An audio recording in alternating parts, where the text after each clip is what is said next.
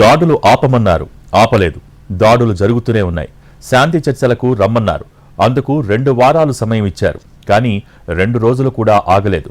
అత్యంత ప్రమాదకరమైన దాడులతో విరుచుకుపడింది. భీకరంగా జరుగుతున్న ఇరాన్ ఇజ్రాయెల్ యుద్ధ రంగంలోకి అమెరికా వచ్చి చేరింది. ఇరాన్లోని 3 న్యూక్లియర్ సైట్స్పై ట్రంప్ సైన్యం విరుచుకుపడింది. వాటిపై అమెరికా యుద్ధ విమానాలు బాంబులు వేశాయి. 3 అణు కేంద్రాలపై అమెరికా B-2 స్పిరిట్ బాంబర్లతో ఇరాన్పై విరుచుకుపడింది. ఫోర్డో, నతాన్స్, ఇస్ఫాహాన్ అణు కేంద్రాలపై భారీ దాడులకు పాల్పడింది. ఈ విషయాన్ని అమెరికా అధ్యక్షుడు ట్రంప్ స్వయంగా ప్రకటించారు. భారీ బాంబులు ఫోర్డోపై వేశామని ట్రంప్ ట్రూత్లో పేర్కొన్నారు. ఇరాన్ గగనతలం బయట నుంచే ఈ దాడులు చేశామన్నారు. విమానాలు సురక్షితంగా తిరుగుముఖం పట్టాయన్నారు. అమెరికా యోధులకు కంగ్రాట్స్ చెప్పారు. ప్రపంచంలో మరే మిలిటరీకి ఇది సాధ్యం కాదన్నారు. ఇప్పుడు శాంతికి సమయం ఆసన్నమైందని ట్రూత్లో పేర్కొన్నారు.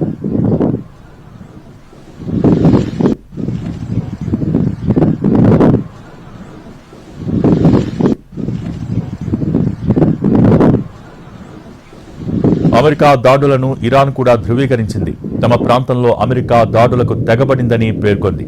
అమెరికా సైన్యం చేసిన దాడుల్ని వైట్ హౌస్లో కూర్చుని స్వయంగా పర్యవేక్షించారు.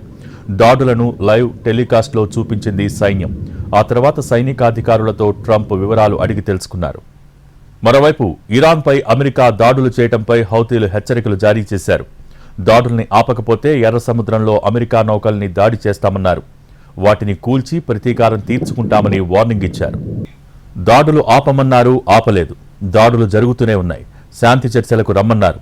అందుకు 2 వారాలు సమయం ఇచ్చారు. కానీ 2 రోజులు కూడా ఆగలేదు. అత్యంత ప్రమాదకరమైన దాడులతో విరుచుకుపడింది. భీకరంగా జరుగుతున్న ఇరాన్ ఇజ్రాయెల్ యుద్ధ రంగంలోకి అమెరికా వచ్చి చేరింది. ఇరాన్లోని 3 న్యూక్లియర్ సైట్స్పై ట్రంప్ సైన్యం విరుచుకుపడింది. వాటిపై అమెరికా యుద్ధ విమానాలు బాంబులు వేశాయి. 3 అణు కేంద్రాలపై అమెరికా B-2 స్పిరిట్ బాంబర్లతో ఇరాన్పై విరుచుకుపడింది. ఫోర్డో, నటాన్స్, ఇస్ఫహాన్ అణు కేంద్రాలపై భారీ దాడులకు పాల్పడింది. ఈ విషయాన్ని అమెరికా అధ్యక్షుడు ట్రంప్ స్వయంగా ప్రకటించారు. భారీ బాంబులు ఫోర్డోపై వేశామని ట్రంప్ ట్రూత్లో పేర్కొన్నారు. ఇరాన్ గగనతలం బయట నుంచే ఈ దాడులు చేశామన్నారు. విమానాలు సురక్షితంగా తిరుగుముఖం పట్టాయన్నారు.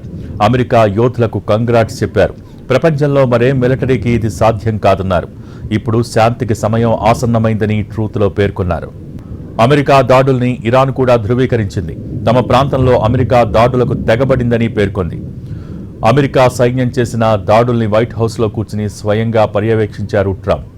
దాడుల్ని లైవ్ టెలికాస్ట్లో చూపించింది సైన్యం. ఆ తర్వాత సైనికాధికారులతో ట్రంప్ వివరాలు అడిగి తెలుసుకున్నారు. మరోవైపు ఇరాన్పై అమెరికా దాడులు చేయడంపై హౌతీలు హెచ్చరికలు జారీ చేశారు. దాడుల్ని ఆపకపోతే ఎర్ర సముద్రంలో అమెరికా నౌకల్ని దాడి చేస్తామన్నారు. వాటిని కూల్చి ప్రతీకారం తీర్చుకుంటామని వార్నింగ్ ఇచ్చారు.